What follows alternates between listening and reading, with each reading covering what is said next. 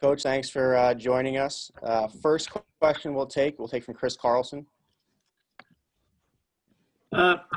Dino, I was curious, when you have a team that's kind of as young and beat up as yours is, what would you look like aside from wins and losses to try to judge whether that program is headed the right direction? Well, I think the biggest thing is to make sure they're still improving. Okay, we want to make sure that some of these young people that they don't look the same as they did the first week or the second week. There's got to be signs of improvement, and that's what we're looking for in the football staff, and that's what we're looking for in the family. Thanks, Chris. Next, we'll go to Dan Tortora. Hey, Coach, just what you could say about, moving forward here with the team, just what you've been able to maybe assess leadership-wise to go into that, just yourself as a leader, what you've tried to do moving forward, and maybe some of the leaders you've looked to on the team to have a central message. Well, I think we just need to make sure that the leaders are leading and the other people need to be following, myself included. There's certain things that need to be happening. There's a certain level of standard that needs to be, everybody needs to meet up to. And we need to make sure that we're not lowering our standards to satisfy people. Our standard is our standard, and everybody needs to reach it. Do you have, just a quick to that, who some of those leaders are? I don't want to signal guys out, but I had a big meeting with the senior class the other day. Thank you. Appreciate it, Coach. Mm-hmm. Next, we'll go to Anthony DeBundo from the Daily Orange. Hey, Dino, I hope you're doing well. I want to ask about recruiting. How much of the lack of depth do you think comes down to the recruiting rankings, and Syracuse has been kind of lower in the ACC in recent years? How much of that do you assess to the lack of depth this year? No, I don't really get into the rankings. I mean, I saw Jimmy Garoppolo tearing them up the other day on TV, and his star rating was 0. So I really don't get into the rankings part of it. I know it's a really good thing for the offseason, and it's good for fans. We make evaluations, and hopefully we're evaluating correctly. And based off of those evaluations, there's personal player development that needs to go on. Some of our players are not as ranked as high as some of the other teams we play. I know that Clemson is starting 2 or 3 freshmen that started their first snap, their first snap of college football. They played at Clemson as a freshman. I mean, for that player to be able to play at that level is unbelievable. And some of their recruits are exactly like that. Trevor Lawrence, ETN, along with the defensive personnel that they have. Now we're not in the same situation they are as far as getting those type of players in early, but through development and evaluation, we are allowed to develop our players where we have an opportunity to compete with those guys on the football field. And when you're playing as many young people as we are, the physical development and the mental part of the development is lacking a little bit because they're getting in the game a little bit earlier than they should because of the amount of injuries that we've suffered at certain positions. Thanks, Tino. Thanks, Anthony. Next, we'll go to Nico Tamarian. There we go. Sorry, I had a problem with the mute button there. Coach, I'm going to start my question, if you don't mind, with a little bit of a history. The last time Syracuse was this much of an underdog, they actually won the game, and my research was right, on the road at Louisville in 2007. I'm not trying to make, obviously. Yeah, you are, Nico. Don't put the house on it. Here we go. Maybe I will. But, is there something to be said for the miracle, the Herb Brooks line? Great moments are born from great opportunity, obviously, as tough as it may be Saturday? You know what? You get an opportunity to play the number 1 ranked team in the country. Whether you're injured free or not, whether you're playing with all seniors or all freshmen, you get an opportunity to compete. No one expects you to win, okay, outside the family, and to be able to compete in a situation like that, to measure up to see where you're at. We'll see. I mean, we saw what the team did last week and what the final score was last week, and that was a team that fortunately we beat, but it was a close game, and it wasn't a close game with those guys. So we understand how tall the task is, but we'll be there. Appreciate it. Thanks, Coach. Thanks, Nico. Next, we'll go to Darius Joshua. How you doing, Coach? Kind of wanted to take a slight broad step a little bit here. Kind of what did you see from the young QBs last week, and through 1 week, can you tell already if any of them will be able to help you at any point throughout the season? again, we're trying to get Rex ready. We're trying to get Rex caught up. And, you know, the thing I saw last week in the young QBs is that deer in the head looked like, oh my God, I'm over here with the varsity and I'm getting yelled at by the offensive coordinator and head coach. Okay, so they're going through some new things that they've never gone through before, but you know, they're making strides in it. And if it gets to an opportunity where they can play, hopefully not because we need to play them, that'll be great. And if not, you know, then they're going to have to go in there and we're going to have to see what they're going to do. But I'm not in a hurry to throw my little brother out there yet. You know what I mean? I would like to see him grow up and do some other things before I throw him out there with the big boys. Thank you, Coach. Mm-hmm. Thanks, Darius. Next, we'll go to Mark Larson. Hey, Coach. After the first couple of weeks of the season, I think the theme coming from the locker room was we're really close. Just little adjustments. We're this close. After the last 2 weeks, I don't think the same theme is coming. So what is happening now that we're how close are we now? You know, I don't want to go back to the close part. There's a certain type of fight that you want to see in your team, regardless of who you're playing. You want to see a fight, and we need to make sure that we're fighting. You know, there was a big fight Saturday night after our game. 2 guys going at it. I couldn't afford to see it, but I heard great reviews about those boxers. And we need to make sure that we're fighting the right way and we're fighting the good fight. So you're not seeing fight out of your team? I'm saying that we need to see the fight. We need to see it out there. Thanks, Dino. Mm-hmm. Thanks, Mark. Next, we'll go to Nate Mink. You know, it was all the way back last season. You addressed there was a certain position group on your team that you wanted to do some different things this offseason for so that they could be a little bit more healthier in the preseason at the beginning of the year. Obviously, so much of this year's got shaken up, but with respect to the amount of injuries and sort of the pattern that has hit you with year after year, can you put a light on that and change anything with regards to how to prevent injuries, and how would you do so? I don't know. I think some of that is supreme being stuff. You know, the original injuries I thought were a lot more concussional and things like that when I first got here. That has not been the case. We really haven't. We've had some guys DQ'd because of stuff like that. But this recent batch of injuries are just random phenomena. I mean, they're just, some of them are almost comical if you weren't involved in it and you weren't having to, you know, understand that you have to play games because these guys are out based off of what happened. Thing happened to Cisco. I've been in football my entire life. I've never heard of that happening at that moment, at that time, ever. I haven't even been able to talk to anybody about it. I've never heard of that happening. And a bunch of those injuries are like that. So there's no sense in speculating. I mean, that's God's will. Those are definitely happenings, and we need to adjust and improvise and move on. I don't know if we can prevent some of the things that have happened. Thanks, Nate. Next, we'll go to Stephen Bailey. Hey, Dino, it's funny you mentioned, I mean, not funny, but you had a meeting with your seniors because I wanted to ask you kind of about that group and the importance they kind of play now with their decision to potentially come back next year. I know you got a team now and a lot to deal with, but how much of that is on your mind? And, you know, what has your messaging been to them about what it could mean for them to come back next year?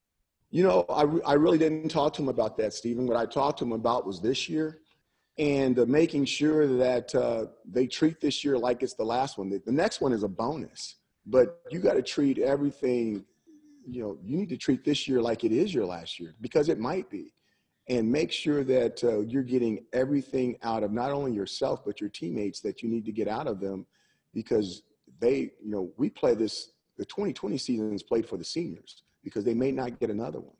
And you really need to appreciate when a football player is in his senior year because there is no, you know, there is no rec league or anything like that for football players. You don't get to show your jump shot and go from baseball to softball and hit the balls over the fence and drink Las Avesas and stuff, talking about how good of a baseball player you were. And when you're done with football, there's no flag leagues where your kids and your wives are going to watch you play on Sundays when there's real football going on.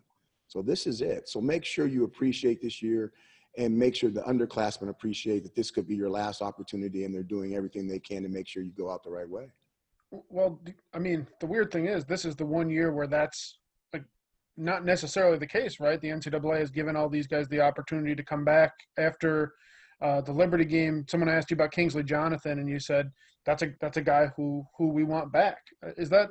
Have you thought about when you're trying to extend that messaging to those players? And I mean, looking at your team for next year, how helpful would it be to have Aaron Service and your starting defensive line and Nykeem and, those guys back next year, knowing the depth issues that you've had?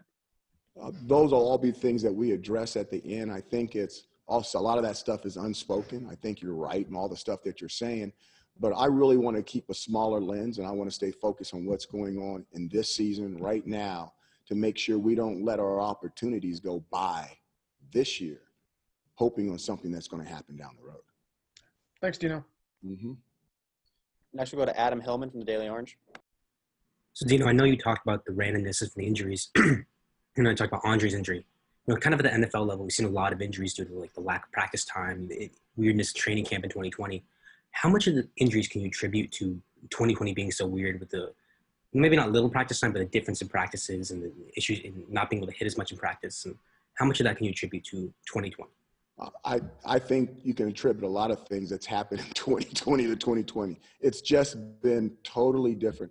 Even the interaction with guys have been different than it's ever been since I've been a coach. So it's one of those years where you sit back and you really got to listen to what's going on. You got to be sensitive to a lot of things. And then you get back to the topic at hand, which is, hitting, tackling, breaking tackles, getting better at football and getting game plans together and trying to execute those game plans at the highest level so you can have an opportunity to win. But there's no doubt that 2020 has been a different year. I totally agree with you. Next, we'll go to Brent Axe. Good morning, Coach. Facing Clemson in an individual game is a big enough challenge, but this is also the team you're chasing overall in the ACC. Everybody is, really. I wonder where you feel the program stands in chasing Clemson at this point, given recent events. Based off of what those guys win the national championship 2 out of the last 4 years and the facilities that they have compared to everybody else in the conference, I think the entire country is chasing Clemson. Alabama is chasing Clemson. Everybody's chasing Clemson. And I think it's fortunate for us that every year we get an opportunity to play them. I don't look at that as something that's bad. I look at that as something that's good. And unfortunately this year, we're really banged up and we got a bunch of young guys going against some really good first-round draft picks. They're going to be playing in the National Football League, but that's all part of it. We enjoy challenges like that, even though, things may not work out the way people see them. That's what we get in it for. So what other people look like, I wouldn't want to do that. I wouldn't want to be that guy. That's the reason why you're not us, because we do enjoy those challenges. And my follow-up, Coach, is have you addressed the situation with Taj Harris, and will that result in him missing any playing time this Saturday at this point? We have Taj stood up on Sunday. He's apologized to the team. We have addressed that. It's internal discipline, and we will handle that with inside the family, but he has issued apologies. Yes, he has. Young man making a mistake. We all understand. Thank you. Thank you. Next, we'll go to John Kikis from the Associated Press. Hi, Coach. How would you assess the mood of your team?